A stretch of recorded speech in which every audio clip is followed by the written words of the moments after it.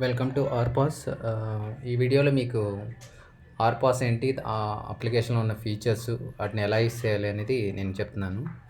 So once store ఆర్పాస్తో register అయిన తర్వాత మీకు ఒక మొబైల్ నెంబరు, పాస్వర్డ్ ఎస్ఎంఎస్ చేస్తాము. ఆ క్రెడెన్షియల్స్ తోటి మీరు బ్యాకెండ్ సిఎంఎస్లోకి లాగిన్ అవ్వచ్చు. లాగిన్ అవ్వగానే ఇక్కడ మీకు ప్రొడక్ట్స్ ఆప్షన్ ఉంది. ఇక్కడికి వెళ్ళేసి మీరు ప్రొడక్ట్స్ క్రియేట్ చేసేసుకోవచ్చు. 1 బై 1 కావాలంటే ఇక్కడ 1 బై 1 క్రియేట్ చేసుకోవచ్చు. లేదా మేము ఒక ఎక్సెల్ షీట్ ఫార్మాట్ డిఫైన్ చేసాము. ఆ ఫార్మాట్ ఓపెన్ చేసేసి ఇక్కడ మీకు ఏవైతే ప్రొడక్ట్స్ ఉన్నాయో ఆ ఫార్మాట్స్ అన్నిటిని ఇక్కడ అప్లోడ్ చేసేసి సేవ్ చేసేసి ఇక్కడ అప్లోడ్ ఆప్షన్ ఉంది. దీన్ని క్లిక్ చేయగానే ఈ డేటా అంతా సిస్టంలోకి అప్లోడ్ అయిపోద్ది అనమాట. సో అప్లోడ్ అయిన డేటా మీరు ఇక్కడ చూసేసుకోవచ్చు. సో ఇది ప్రొడక్ట్స్ అప్లోడింగ్. నెక్స్ట్ పార్ట్ వచ్చేసరికి ఎవరైతే స్టోర్లో ఉండి బిల్లింగ్ చేస్తారో వాళ్ళకి ఇక్కడ మేము అకౌంట్స్ క్రియేట్ చేస్తాం అనమాట. సో ఆ అకౌంట్లో స్టోర్లో ఉండే అతని పేరు, మొబైల్ నెంబరు, ఈమెయిల్, పాస్వర్డ్ మీరు ఏది కావాలంటే అది పెట్టేసుకోవచ్చు. తర్వాత అదేవిధంగా అకౌంట్ రోల్ డిఫైన్ చేసుకోవచ్చు. అతను అడ్మినా, స్టోర్ మేనేజరా, cashier, what you wants you can create it. So నా ప్రొడక్ట్స్ అప్లోడ్ చేసాము, లాగిన్ అకౌంట్స్ కూడా క్రియేట్ చేసాము. నెక్స్ట్ థింగ్ ఏంటంటే straight away we can do the billing అనమాట. సో యాక్చువల్లీ ఆర్పాస్ రీటైల్ అప్లికేషన్ ఒకటి షేర్ చేస్తాము. అది ఇన్స్టాల్ చేసుకోగానే మీకు ఇక్కడ లాగిన్ క్రెడెన్షియల్స్ అడుగుతుంది. సిఎంఎస్లో ఏదైతే లాగిన్ అకౌంట్స్ క్రియేట్ చేసామో ఆ అకౌంట్ క్రెడెన్షియల్స్ తోటి ఇక్కడ లాగిన్ అవ్వాలన్నమాట.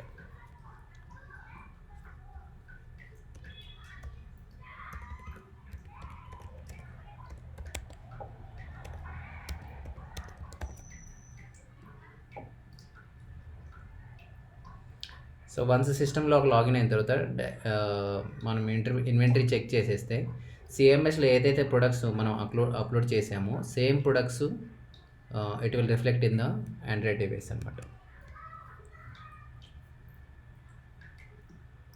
సేమ్ డివైస్, సేమ్ ప్రొడక్ట్స్ ఇక్కడ వస్తాయి అనమాట. నా నెక్స్ట్ థింగ్ మనం బిల్లింగ్ స్టార్ట్ చేసేసుకోవచ్చు. బిల్లింగ్ స్టార్ట్ చేసే ముందు ఇక్కడ మనం ఐదర్ ఐటమ్ని స్కాన్ చేసుకోవచ్చు, లేదా కావాలంటే ఐటమ్ ఇక్కడ సెర్చ్ చేసేసుకోవచ్చు. సో నేను ఇప్పుడు ఒక ఐటమ్ సెర్చ్ చేస్తున్నాను. సెర్చ్ చేయడంలోనే ఏవైతే మ్యాచెస్ ఉన్నాయో ఆ ప్రొడక్ట్స్ ఏవైతే మ్యాచెస్ ఉన్నాయో ఐటమ్స్ ఇక్కడ వచ్చేస్తాయి అనమాట. సో వన్స్ ఐటమ్ యాడ్ చేయడంలోనే ఐటమ్ నేము, ఎంఆర్పి ఎంత, సేల్ ప్రైస్ ఎంత, తర్వాత డిస్కౌంట్ కావాలంటే డిస్కౌంట్ ఏమన్నా ఉంటే అది అప్లికబుల్ అవుతుంది. తర్వాత ఐటమ్ ఇంక్రీజ్ చేసుకోవాలంటే ఇంక్రీజ్ చేసుకోవచ్చు, డిక్రీజ్ కావాలంటే డిక్రీజ్ చేసేసుకోవచ్చు. It's corresponding total plus discount amount ఎంత ఇక్కడ రిఫ్లెక్ట్ అయిపోతుంది అనమాట. అదేవిధంగా ఒకవేళ మనం డిస్కౌంట్ కావాలంటే డిస్కౌంట్ కూడా ఇక్కడ అప్లై చేసుకోవచ్చు. సపోజ్ నేను ఒక 5% డిస్కౌంట్ ఇస్తాను అనుకుంటున్నాను.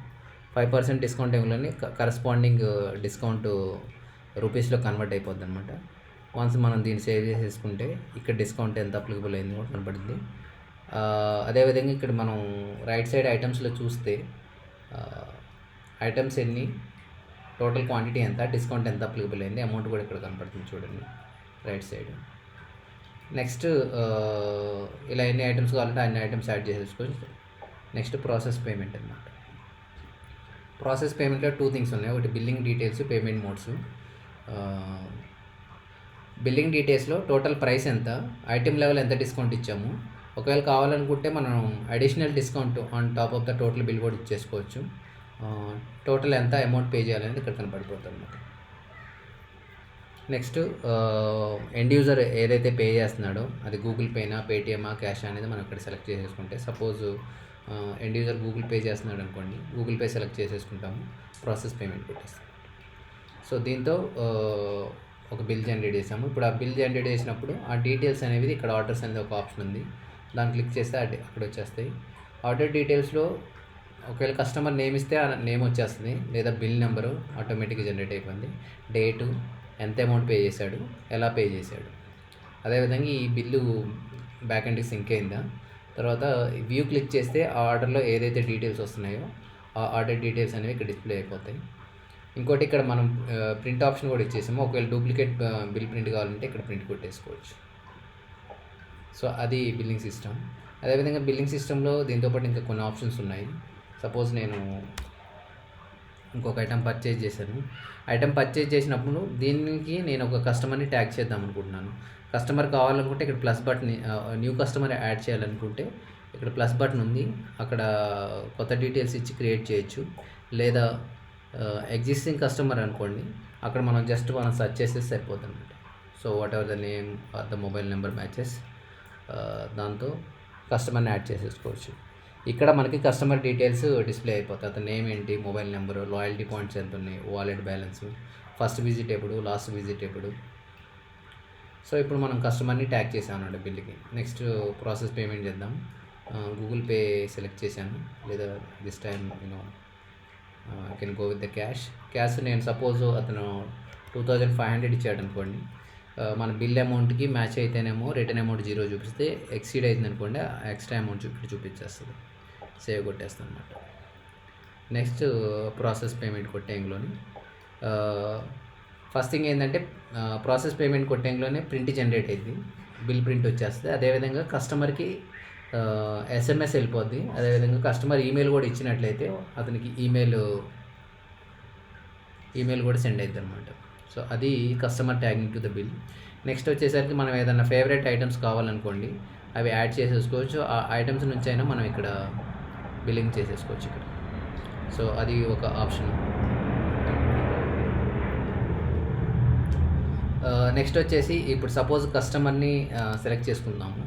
కస్టమర్కి సజెషన్స్ కూడా ఇవ్వచ్చు అనమాట. అతను పర్చేస్ హిస్టరీని బట్టేసి ఐటమ్స్ ఏవైతే ఉన్నాయో, సపోజ్ ఇది అతని పర్చేజ్ హిస్టరీని బట్టేసి సజెషన్స్ బిల్డ్ చేసామన్నమాట.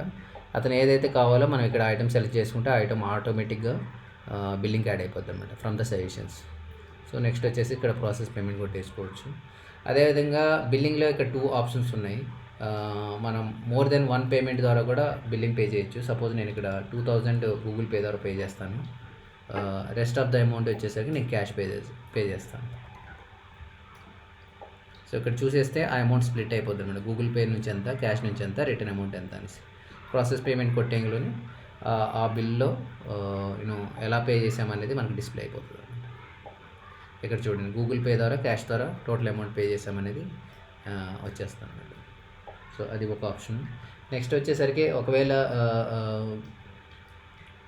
వచ్చేసరికి బిల్లింగ్ అప్పుడు ఒకవేళ ఒక ఐటమ్ ఇన్వెంటరీలో లేదనుకోండి, అప్పుడు ఆ ఐటమ్ని మనం ఇక్కడ యాడ్ చేసేసుకొచ్చి డైరెక్ట్గా బిల్లింగ్కి పెట్టేసేయచ్చు. సపోజ్ కోక్ అనే ఐటమ్ ఇన్వెంటరీలో లేదు, ఆ ఐటమ్ని ఇక్కడ యాడ్ చేసేసుకుంటే డైరెక్ట్గా ఆ ఐటమ్ బిల్లింగ్లోకి వచ్చేస్తుంది అనమాట. సో అదేవిధంగా మనం కావాలనుకుంటే డిక్రీజ్ చేసేసుకోవచ్చు. నెక్స్ట్ ఇంకోటి, ఇక్కడ దీనికి సేల్స్ పర్సన్స్ కూడా ట్యాగ్ చేసుకోవచ్చు అనమాట. ఆ ప్రోడక్ట్ను ఎవరెవరు ఎగ్జాక్ట్గా సేల్ చేస్తున్నారు. సో ఒకవేళ సేల్స్ పర్సన్స్ యాడ్ చేసి ఉంటే ఆ సేల్స్ పర్సన్ ఇక్కడ ట్యాగ్ చేసేసుకోవచ్చు.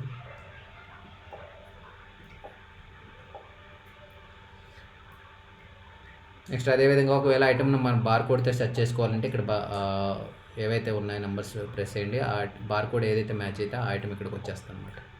బార్ కోడ్తో మీరు సెర్చ్ చేసేసుకోవచ్చు.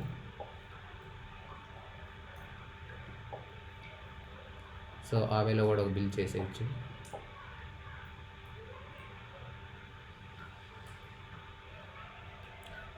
ఇంకా ఇక్కడ ప్లస్ బటన్ క్లిక్ చేయగానే మీకు ఏమవుతుందంటే, ఇప్పుడు మీకు మల్టిపుల్ కస్టమర్స్ ఉన్నప్పుడు ఎవరైనా కస్టమర్ కొన్ని ఐటమ్స్ మిస్ అయ్యాయి, మళ్ళీ బ్యాక్కి వెళ్ళి తెచ్చుకోవాలన్నప్పుడు ఆ బిల్లుని మనం ఇక్కడ హోల్డ్ చేసేసి పెట్టేస్తాం అన్నమాట. సపోజ్ అతను ఒక 2 ఐటమ్స్ పర్చేజ్ చేశాడు, ఇంకొక 2 ఐటమ్స్ వెళ్ళి తెచ్చుకోవాలన్నప్పుడు మనం ఏం చేస్తామంటే ఇంకొక ట్యాబ్ ఓపెన్ చేస్తాం. ఇక్కడ ఆ ట్యాబ్ ఓపెన్ చేసినప్పుడు అక్కడ న్యూ బిల్ క్రియేట్ అయిపోతుంది అనమాట. న్యూ బిల్ క్రియేట్ అయ్యి ఆ కొత్త కస్టమర్ ఏదైతే వచ్చాడో అతనికి ఆ ఐటమ్స్ని మనం ఇక్కడ కార్ట్లో యాడ్ చేస్తాం అనమాట.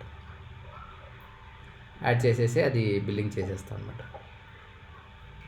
ఒకవేళ ప్రీవియస్ కస్టమర్ డీటెయిల్స్ వద్దు, క్యాన్సిల్ చేసుకోవాలంటే ఇక్కడ మనం బిల్ని క్యాన్సిల్ చేసేసుకోవచ్చు. Click okay. సో అలా మనం మ్యాక్సిమం 5 బిల్స్ పెట్టేసాం అనమాట. So how many they want they can create. ఒకవేళ కావాలంటే డిస్కార్డ్ చేసేసుకోవచ్చు.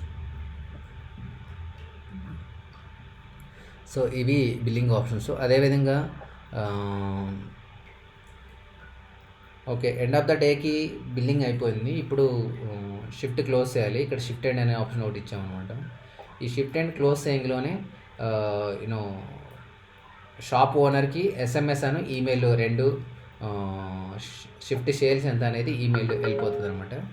నెక్స్ట్ పార్ట్ వచ్చేసరికి షిఫ్ట్ ఇన్ అని అడిగిద్ది. ఇది రేపు మార్నింగ్ మళ్ళీ డే స్టార్ట్ చేసినప్పుడు బేసిక్గా ఇక్కడ షిఫ్ట్ స్టార్ట్ చేస్తాము. అదేవిధంగా ఓపెనింగ్ బ్యాలెన్స్ ఎంతైతే ఉందో దాంతో ఎంటర్ చేస్తాము. 500 ఉంటే 500, 1000 ఉంటే 1000.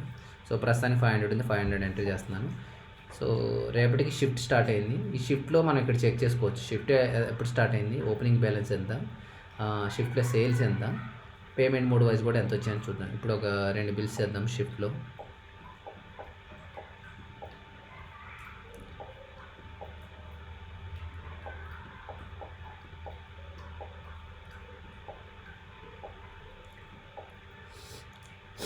సో ఇప్పుడు ఈ షిఫ్ట్లో నేను 2 బిల్స్ చేశాను. టోటల్ సేల్స్ ఎంత వచ్చింది, తర్వాత ఓపెనింగ్ బ్యాలెన్స్ ఎంత ఉంది, అదేవిధంగా గూగుల్ పే ఎంత వచ్చింది, క్యాష్ ఎంత వచ్చింది, నెంబర్ ఆఫ్ బిల్స్ ఎంత అనేది సింక్ అయిపోతుంది. ఒకవేళ షిఫ్ట్ క్లోజ్ చేయాలనుకుంటే షిఫ్ట్ అని క్లిక్ చేసుకోవచ్చు.